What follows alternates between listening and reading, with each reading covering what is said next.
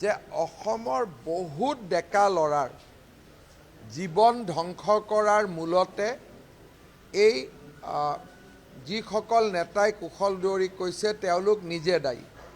আজি গুৱাহাটীত প্ৰণৱ বড়োৰ যি দুখজনক মৃত্যু তাৰ দায়িত্ব কোনে ল'ব?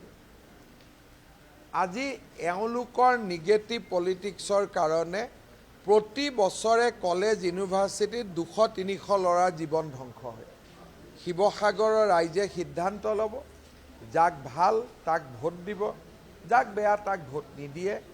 এজন প্ৰতিদ্বন্দ্বী প্ৰাৰ্থীক সমালোচনা কৰা, তথ্যৰ ভিত্তিত নথকাকৈ ব্যক্তিগত আক্ৰমণ কৰা, এইবিলাক দৰাচলতে কেতিয়াও আদৰণীয় পদক্ষেপ হ'ব নোৱাৰে। নিৰ্বাচনৰ পৰিৱেশ কলুষিত নকৰিবৰ বাবে মই সকলোকে আহ্বান জনাম। শিৱসাগৰৰ প্ৰগতি আৰু বিকাশৰ বাবে এইবাৰ আমাৰ মিত্ৰ দলক ভোট দিয়ক, বিজেপিকে দিয়ক, এজিপিকে দিয়ক, আমাৰ মিত্ৰ দলক ভোট দিয়ক, আৰু চুমা বাবাক ভোট দি কোনো লাভ নহ'ব, মই তেনেকৈ ভাবোঁ।